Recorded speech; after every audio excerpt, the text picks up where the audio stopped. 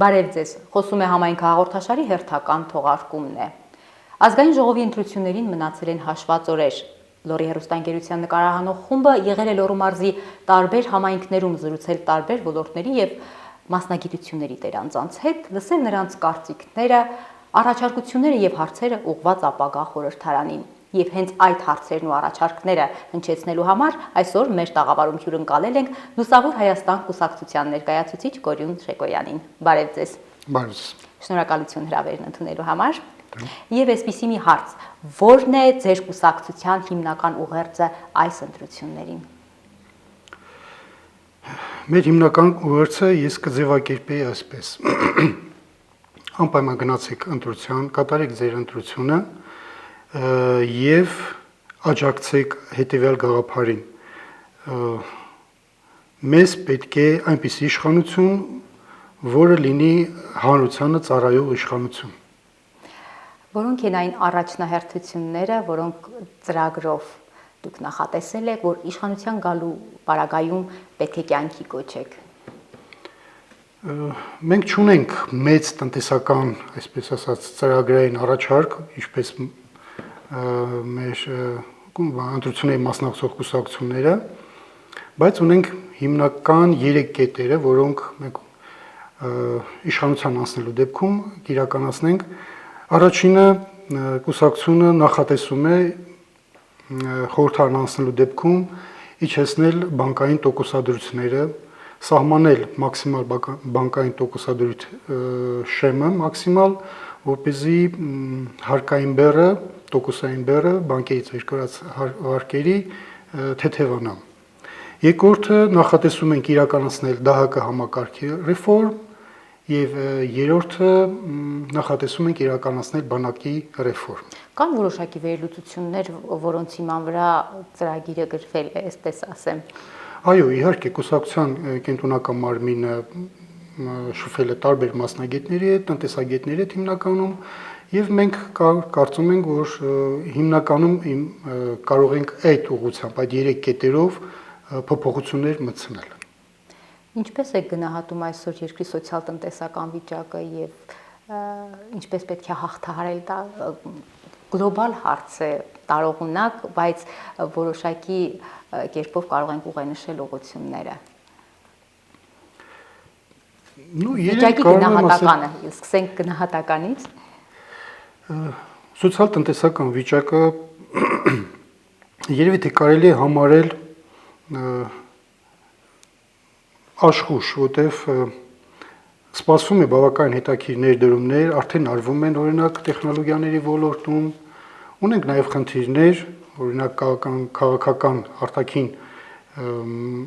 մարտահրավերների հետ կապված, օրինակ ունենք գյուղատնտեսական մթերքի կամ այլ բաների արտահանման խնդիրներ, ներկայային իշխանությունները հավանաբար փորձում են ինչ-որ ճանապարհներ գտնել, լուծումներ գտնելու համար, այդ հաղթահարելու համար, բայց ամեն դեպքում Հայաստանը խոշոր ներդրումային առումով բարենպաստ տարածք այս պահին չի հանդիսանում եւ մենք չենք տեսնում, որ վերջի տարիներին կատարվել են ահռելի մեծ բաներ, հիմնականում ներդրումները կատարվում են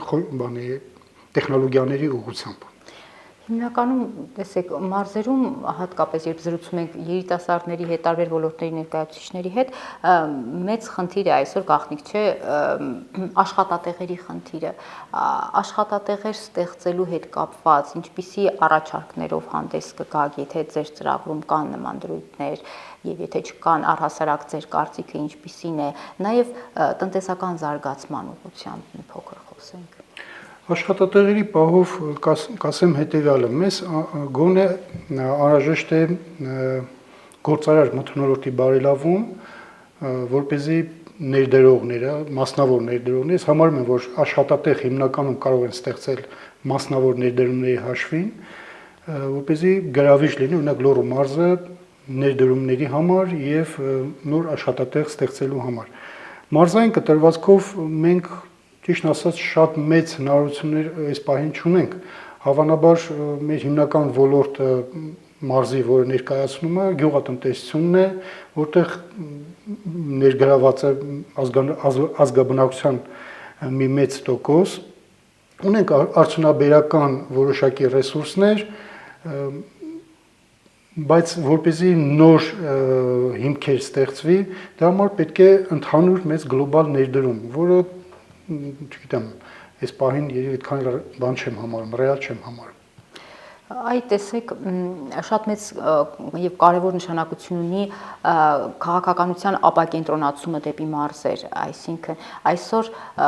հատկապես երիտասարդները, նաեւ լավ մասնագետները ձգտում են դեպի մայրաքաղաք, եթե ոչ երկրից դուրս։ Ինչ պետք է արվի, որ ավելի գրավիչ դառնա նրանց համար մարզում մնալը։ Ուսանողների հետ խոսելիս նրանք ցանկություն են հայտնում, մեծ երազանքներ են կապում իրենց համայնքի հետ, ինչ որ բան փոխելու համար իրենց համայնքում, իրենց մարզում, բայց ասում են, որ ինքնադրսևորվելու տեղը թերևս սահմանափակ է, նաև այն ոլորտները եւ աշխատատեղերը աշխատաշուկայում, որտեղ կարող են իրենց գտնել։ Ինչ պետք է արվի, որ մարզում երիտասարդը ուզենա մնալ, ստեղծագործել եւ աշխատել։ Գիտեք, ես մտածում եմ, որ հոսք, աշխատուժի հոսքը գնում է այնտեղ, որտեղ աշխատանք կա։ Եթե մեր քաղաքում, մարզում աշխատանքի հնարավորություններ չկան, այսպես թե այնպես երիտասարդությունը կամ աշխատուժը նա պետք է գնա այնտեղ, որտեղ կա։ Դա կա արդեն աշխատանքի միգրացիա դեպի արտերկիրներ, Ռուսաստան կամ այլ տեղեր, կամ գուցե Երևան, որտեղ եռում է շինարարության ոլորտը։ Տրամաբանորեն նշանակում է, որ դու պետք է միջոցներ, ներդրումներ անել կամ ինչ-որ մեծ գլոբալ պետական ծրագիրներ անել, որպեսզի աշխատուժը մնա տեղում։ Մյուս կարևոր հանգամանքը ես մտածում եմ, որ պարտադիր չի ի վերջո երիտասարդը, եթե այստեղից արտահոսք աշխատուժի, իսկապես մնա այստեղ։ Եթե ինքը պրոֆեսիոնալ զարգացման կարիք ունի, այստեղ աշխատում է ու կարիք ունի զարգացման, պարզա որ լավ կլինի, որ աճելու, մասնագիտորեն աճելու համար տեղափոխվի Երևան։ Այո, նաև այդպիսի ծրագրեր, ասենք պետությունը չէ կարծում, որ առաջնահերթություն է նաև խթանում այդպիսի ծրագրերի, որպեսզի երիտասարդը կարողանա վերապատրաստման կամ փորձի փոխանակման խնդիր լուծել իր համար, որպեսզի կարողանա նաև արդեն պատրաստի մասնագետ վերադառնալ եւ արդեն նորովի մոտենալ տարբեր խնդիրների լուծմանը։ Սա ինչպիսի է։ Ես խնդրին ուրիշ ձևի եմ նայում։ Ի վերջո մեր մասնագիտական ուժեղ ներուժը կենտրոնացված է այսպես թե այնպես Երևանում ու մարզերում կամ ինչ-որ ծայրամասերում, Հայաստանի ծայրամասերում խոշորագույն ներդրումներ անել ու այդտեղ պատրաստել, չգիտեմ, հարյուրավոր, հազարավոր պրոֆեսիոնալներ տարիների ընթացքում, դա կարող է այդքան էլ էֆեկտիվ process չի։ Վերջո ինչքան էլ ներդրում անես, Երևանի ներուժին չես հասնի։ Ես մտածում եմ, որ հավանաբար պետությունը մտածում է փուլային զարգացման, մասնագիտական զարգացման, այստեղ բուհական, ասենք, համակարգը ստանում է երիտասարդը կրթություն որոշակի աստիճանի եւ զարգանում է, փորձում է կատարելագործվել Երևանում։ Իհարկե, մարզում մենք ունենք որոշակի ռեսուրսներ, հատկապես տեխնոլոգիաների բնագավառի, հենց Վանաձորում մենք ունենք կենտրոններ, որոնք բավականին ռեսուրս ունեն կատարելագործելու եւ այդտեղ էլ մեր լավագույն, ասենք, շրջանավարտները բուհերի, հատկապես ծրագրավորման կամ տեխնոլոգիաների որտեղ աշխատում են, բայց այսպես թե այնպես այն ռեսուրսը, որ մասնագիտությունը պահանջում է, հիմնականը Երևանն է։ Դա մեր շարժիչ ուժն է, ուզենք թե չուզենք, Երևանն է հենց ձգում տանում։ Ու մեծ հաշվով ես դա վատ չեմ համարում, որ ասենք մասնագետը գնում է կատարելագործում է այնտեղ։ Վերջո Երևանում նույն որակյալ մասնագետը հաստատ ավելի շատ է ստանում, քան այստեղ։ Ինձ թվում է համեմատաբար ավելի շատ է ստանում։ Դա նշանակում է, որ անուղղակիորեն նաև ինքը որոշակի ներդրում անում տեղում։ Վերջո ինքը կապը չի, ասենք, կտրվում Վանաձորի կամ Լոռու, եթե Լոռու մարզից է գնացել։ Նույնպես որ ես այդ հարցի մի ուրիշ կողմից եմ նայում, ու դրական եմ նայում, որ մեր լավագույն երիտասարդները գնում են Երևան, իսկապես կատարելագործում են, ես գիտեմ շատ լավ ուսանողներ ես ունեմ, որ հիմա Երևանում հրաշալի աշխատանքի են ու բացարձակ նրանց կապը մեր Լոռու մարզի հետ կտրված չի։ Ուրիշ ձևի եթե նայեմ հարցին հենց նրանց հետ խոսելով, մենք եկանք այն եզրակացության, որ իրենք եւս կուզենային օրինակ աշխատեին որոշակի շրջանում իրենց աշխատանքային փուլում, օրինակ Լոռու մարզում, հենց Վանաձորում, բայց նրանց ակնկալիքը նրանից է, որ Վանաձորը ավելի հանգիստ ապրելու տեղ է։ Երևանը այդ մեգապոլիսը հատկապես IT ոլորտի ներկայացուցիչների համար ձգտում են վերջին շրջանում նկատելի է։ Ասենք խոշոր ֆիրմաներ կան, որ կար ժամանակով մեկ շաբաթով կամ մի քանի 10 օրով տեղափոխվում են Վանաձորում են կամ հանգստյան տներում իրենց կորպորատիվ միջավայրերը, աշխատանքային քննարկումները, բաները իրենք կատարում են Երևանից դուրս։ Դա շատ լավ բան է, սովորույթ է, որտեղ դա նաև ներդրում այդպեսով նրանք նաև ներդրում են անում օրինակ մարզի, տարբեր մարզերի հյուրանոցային բիզնեսների մեջ։ Այսինքն նաև այդ տեսակետից ես տեսնում եմ, որ կապը կա, կորած չի, լավ մասնագետները նաև աջակցում են իրենց մարզերին, բերում են կոլեկտիվներ այստեղ եւ նրանք ծանոթանում են, շրջում են, շրջագայության ժամանակ բավականին գումար է, մնում է այստեղ, օգտվում են հյուրասիրությունից եւ կապը մնում է։ Ասենք մեկ անգամ չի, դա պարբերաբար, տարին 2-3 անգամ առնվազն խոշոր գոնե քննարկումներ, խոշոր ներդրում բաները, ֆիրմաները, ու տեխնոլոգիական ֆիրմաները մարզերում անում են, ոչ միայն Լոռու մարզում, այլ մնացած մարզերում։ Այս պարագայում էլ, բայց այս ոլորտի ներկայացուցիչներն էլ մեկ խնդիր են բարձրացնում, որ չի հերիքում, չի բավարարում ժամանցի վայրեր, չեն բավարարում ժամանցի վայրեր, այսինքն մարդը գումարն աշխատում է, հանգիստ միջավայրը ապահոված է իր համար աշխատանքային պայմաններով, բայց երեկոյան դուրս է գալիս եւ արդեն քաղաքը քնած է։ Այսպիսի խնդիրներ կան, որ նաեւ փոխկապակցված զարգացում պիտի տարվի, որպեսզի նաեւ այդ ապակենտրոնացումը բերի նաեւ ոչ միայն մի կողմի շահը սպասարկի, նաև դրանից օգտվի այն մարդը, ով որ մեկնել է մարզ աշխատելու համար Երևանից, բոնուս ունենա, այսպես ասած, որ իր հետաքրքրությունները նաև բավարարված լինեն։ Այս առումով գալիս հանգում ենք զբոսաշրջության խնդրին։ Մեր մարզը ունի հրաշք բնություն, հրաշալի պատմամշակութային կոթողներ, որոնց այս ինֆրաստրուկտուրաների զարգացումը ինչպիսին պիտի լինի, ինչին պիտի զարգ տալ առաջին հերթին, որ կարողանանք զբոսաշրջությունը զարգացնել եւ մարդկանց հոսքը ապահովել, որպեսզի նաեւ մեկը մյուսի հետ փոխկապակցված զարգանա եւ տնտեսությունը եւ առևտուրը եւ այլն, այսինքն մեկը մյուսին սկսի աշխատեցնել, կոպիտ ասած։ Գիտեք, կարծում եմ, որ Լոռու մարզը վաղուց իրեն ներկայացրել է որպես օրինակ տուրիստական, туриզմի առաջնայնություն ներկայացնող ուրեմն մարզ, ու այդ բնագավառում կարծում եմ բավականին բան արվել է եւ պետության կողմից օրենքների կամ որոշակի աջակցությունների առումով եւ մասնավորների բավական հետաքրքիր միջին, բարձր եւ կարգի հյուրանոցներ են բացվել, հանգստյան տներ, այնպես չի որ չկա, կա։ Ու ես գիտեմ, որ դրանից օգտվում են եւ Երևանից են գալիս, դրսից, արտերկրից մենք բավականին հյուրեր ունենք, ինձ թվում է որոշակի ծանրաբեռնվածություն հատկապես բանի այս ամառային շրջանում անպայման դա այդ համակարգը ագենում է ու միանշանակ կա, ունենք հրաշալի քայլուղիների ծրագիր, որ ամբողջ Հայաստանով իրականացվում է եւ Լոռու մարզն էլ հետաքրքիր քայլուղիներ ունենք, դրանից օգտվում են եւ Երևանից մեր բաները հայրենակիցները արտերկից բավականին հոսքեր կան։ Ես մտածում եմ, ուղղակի այստեղ ժամանցը արդեն պետք է հասկանալ ով ինչ հազում։ Պարզ է, որ այս պահին օրինակ եթե վերցնենք Վանաձորի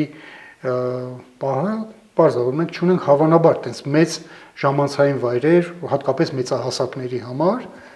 բայց դա երևի թե ժամանակի հարց է, որ ընթացքում, քանի որ նկատվում է տենդենսը զարգացումը դեպի туриզմ, դեպի սպասարկման ոլորտ,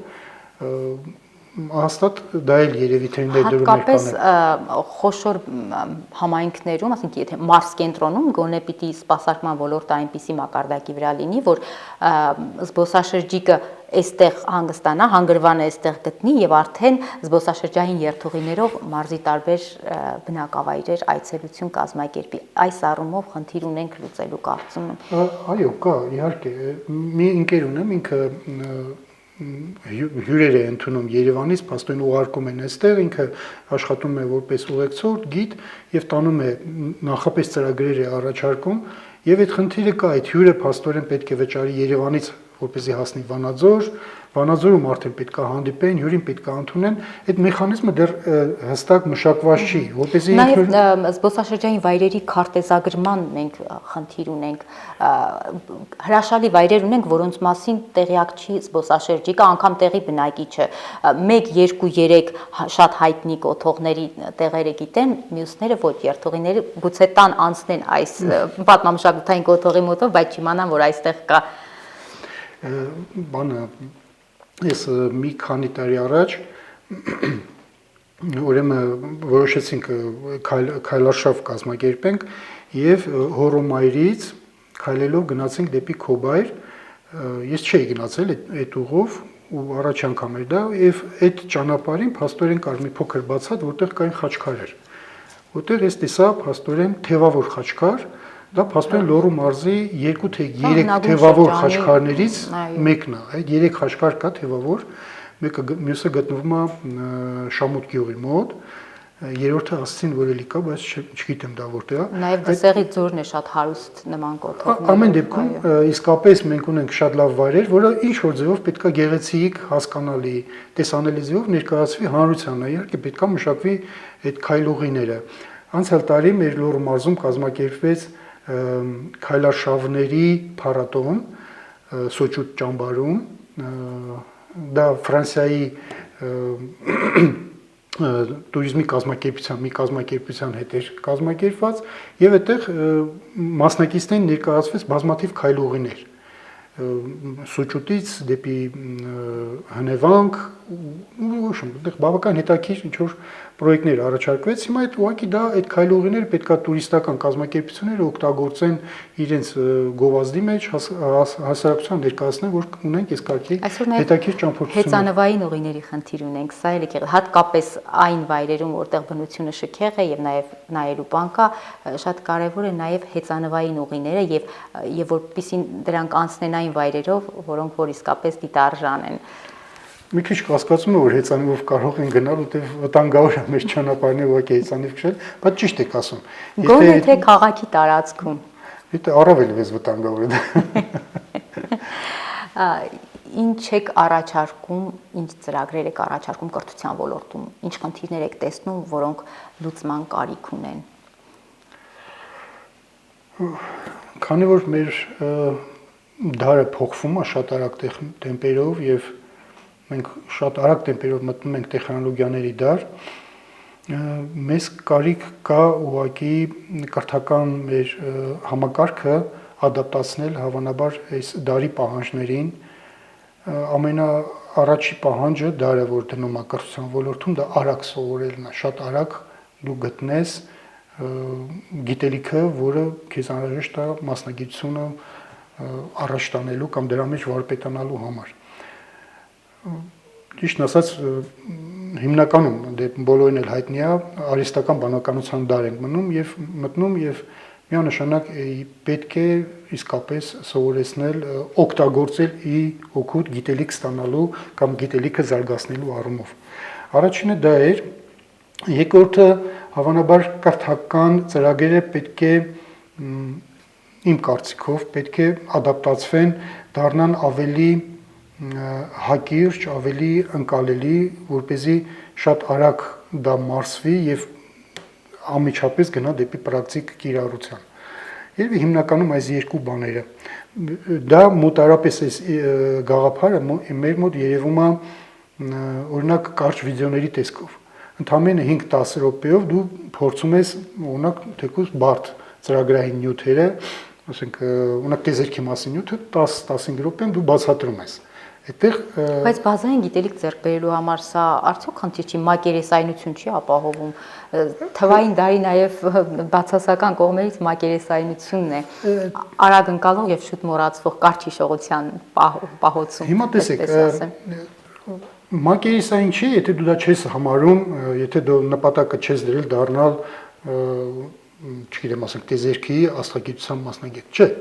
բայց քո գիտելիքները, քո իմացությունը օրինակ տիեզերքի բնագավառում դու քո կարճ նյութով, կարճ այդ վիդեոյով դու կարող ես բարելավել, տեսնել, հասկանալ եւ պրոստը ընդհանուր առումով գիտակ լինել։ Եթե պետք է բարձր, որպեսզի գիտելիքը դառնա ավելի պրոֆեսիոնալ, բարձր պետք է գնաս անցնես ակադեմիական կամ ավելի գրքային ուսուցման։ Բայց գոնե քո շրջապատում, քո քեզ համար շփվելու, հաղորդակցվելու համար, քո իմացության համար բնագավառներ կան երևի հետաքրքրությունների, որը ծանոթանալու համար քեզ կարճ վիդեոներ լրիվ հերիք են։ Պետք է նստել, լսել, հասկանալ, մարսել, օգտագործել անպայման միջավայրում քննարկումների համար, անպայման այդ գիտելիքը կամրապնդվի։ Խոսքս դա է մասին։ Մեր մանկավարժների, այսպես ասեմ, հին սերնդի ներկայացուցիչները, դասական սերնդի, այսպես ասեմ, ներկայացուցիչները հեշտ չեն կարողանում ոմանք ադապտացվել թվային տեխնոլոգիաների հետ եւ արհեստական ասեմ, թե բնական ասեմ իրենց պարագայում հակամարտություն է, այսպես ասեմ, տեղի ունենում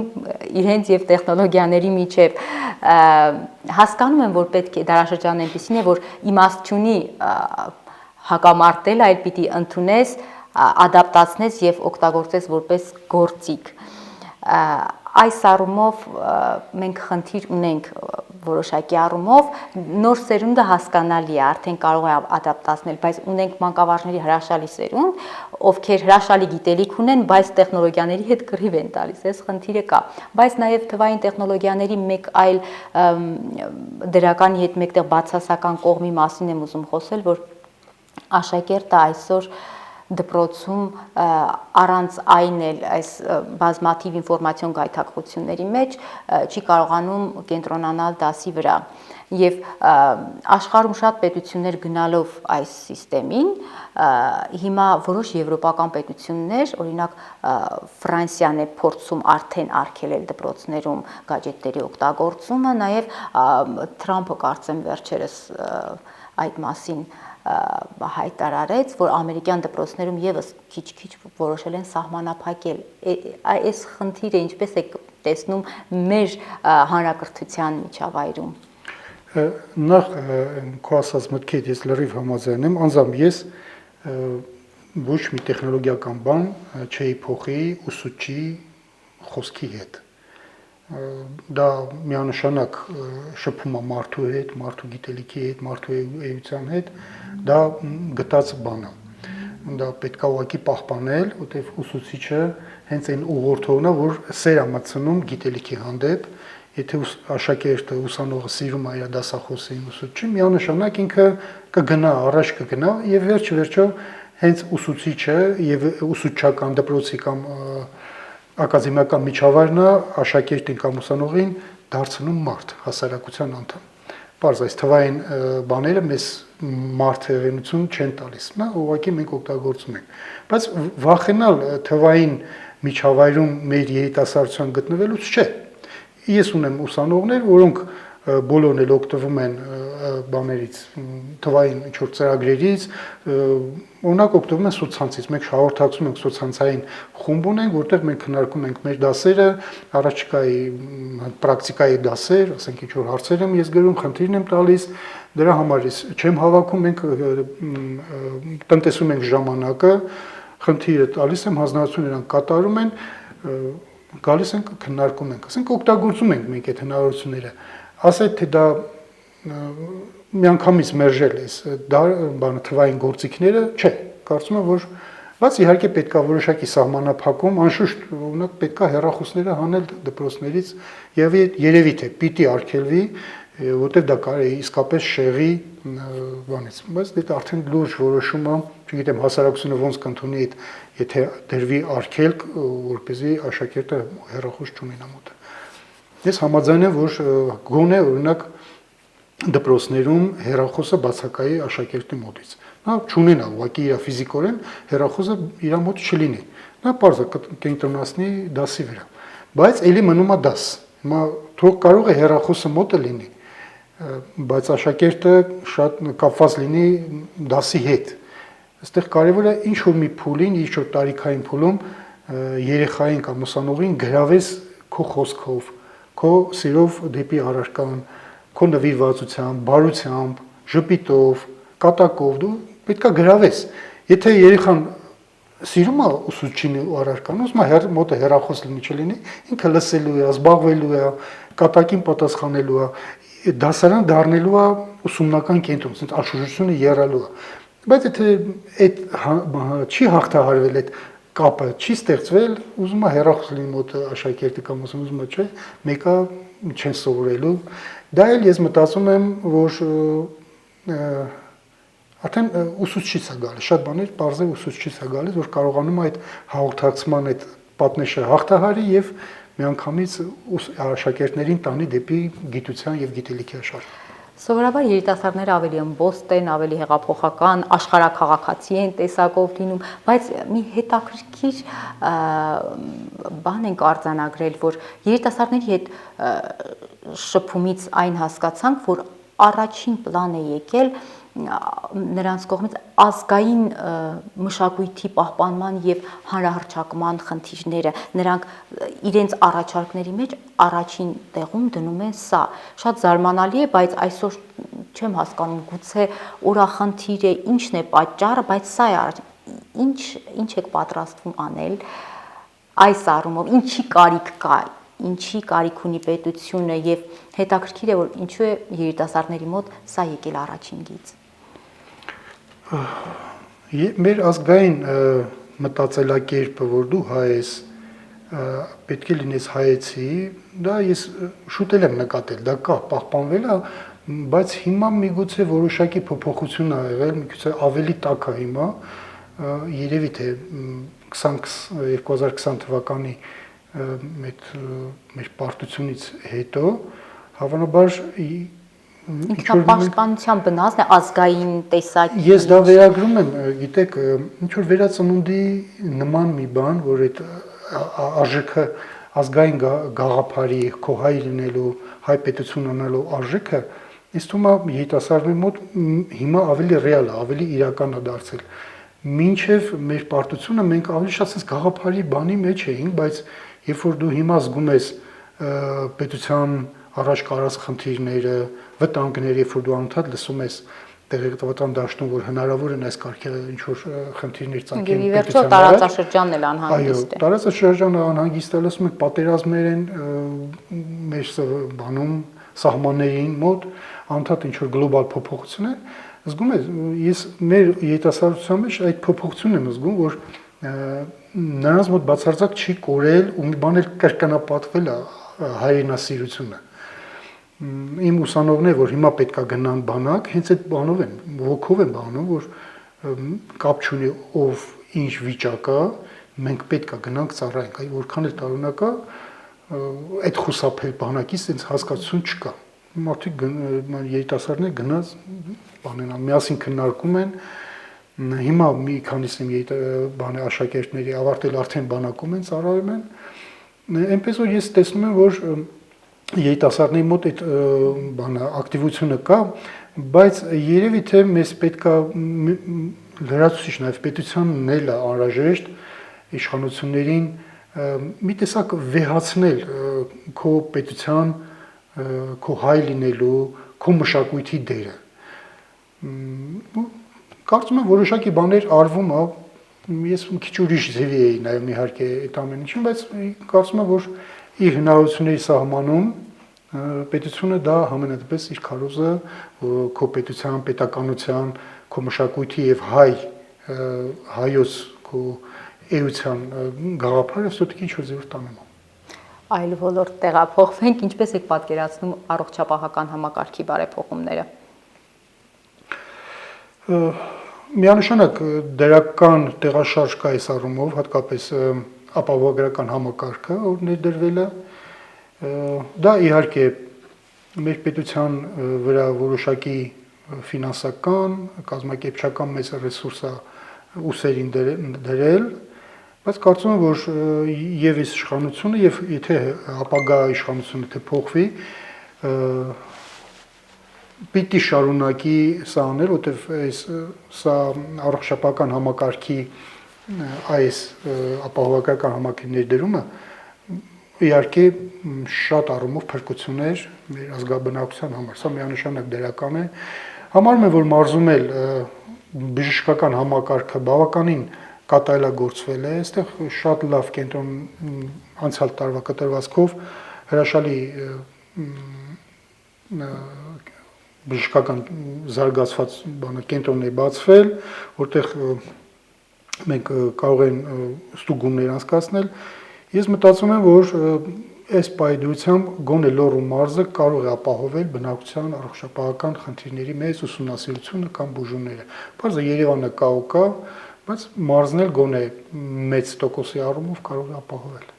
Իսկ ինչ եք նախատեսում անել կոռուպցիայի դեմ պայքարելու համար։ Այ բարդ հարց է։ Ես եթե հնարավորություն էր շատ խիստ կլինեի այդ առումով։ Ճիշտ ասած պետք է օրենքի առաջ պետք է բոլորը հավասար լինեն։ Միանշանակ պետք է իշխանությունը տարանջատվի դատական համակարգից, դատավորները պետք է ճնշում չունենան իշխանությունից եւ հենց միայն անկախ դատավորները կարող են հենց միայն այդ համակարգ, անկախ դատական համակարգի ունենալու դեպքում մենք կարող ենք ասել, որ մենք լրջորեն կարող ենք պայքարել կոռուպցիոն երևույթների դեմ։ Ձեր ծրագրային կետերում կարևոր տեղ ու դեր էր հատկացված պետության անվտանգության եւ պաշտպանական համակարգին։ Խնդրում եմ մի փոքր բացեք, ինչ եք պատրաստվում անել, ինչ ռեֆորմներ եք առաջարկում։ Անկեղծ ասած, հավանաբար կրկնություն կլինի, մենք ուղղակի նշել ենք մեր ծրագրերում բանակի ռեֆորմ, միանշանակ դա բանակի վերազինումն է եւ միանշանակ վերազինում տեխնիկապես ժամանակակից տեխնիկաների առումով եւ այստեղ շատ կարեւոր ենք համարում ուսումնասիրել ժամանակակից պատերազմների ընթացքը, հասկանալ ինչպես է դա արվում եւ այդ տեսակետից գնահատել Հայաստանի պաշտպանունակությունը, ինչպես մենք կարող ենք ժամանակակից մեթոդներով Հայաստանի սահմանները պաշտպանել հնարավոր հարձակումների դեպքում։ Օրինակները կան, մասնագիտական ուսումնասիրություններ ես գիտեմ, որ արվում են, օրինակ ռուս-ուկրաինական պատերազմը կամ օրինակ Իսրայել-ամերիկյան պատերազմը Իրանի հետ, միանշանակ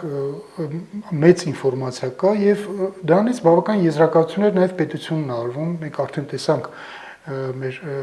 մայիսի 28-ին շքերթի ժամանակ, որ բավականին փոխվել է մեր ռազմական Հայաստանի պաշտպանության բանակի ռազմական բազան, հիմքը փոխվել է, ուղղությունները, սպառազինության ձևերը։ Ես մտածում եմ, որ գոնե ներկայ իշխանությունը դա հասկանում է եւ որոշակի փոփոխություններ կա եւ երկրորդ կոմպոնենտը միանշանակ պետք է զարգ տրվի սեփական ռազմական արդյունաբերությունը, դա ինձ թվում է տրիվիալ է, այդտեղ մեծ բաներ չկա ու դա էլի արվում է լրատվության մեջ բավականին բաներ կան, տեղեկություններ, որ մենք ունենք ընկերություններ, որ արդեն լուրջ հայտ են ներկայացրել, օրինակ անօդաչու սարքերի կառավարման համակարգերի նախագծման եւ պատրաստման այդ բաներով ունենք հրազենային զենքերի արտադրության բաներ, այնպես որ նոր բան չկա, հավանաբար ուղղակի մեր ծրագրային առաջարկը կլինի դա պահել կոնկրետ ուշադրության մեջ, որպեսզի ունենանք սեփական ռազմական արդյունաբերությունը եւ հասկանանք հնարավոր վտանգների դեպքում ինչպես կարող ենք ճիշտ, ռացիոնալ, մինիմալ մարդկային եւ տնտեսական կորուստներով կարողանանք պաշտպանել Հայաստանի սահմանները։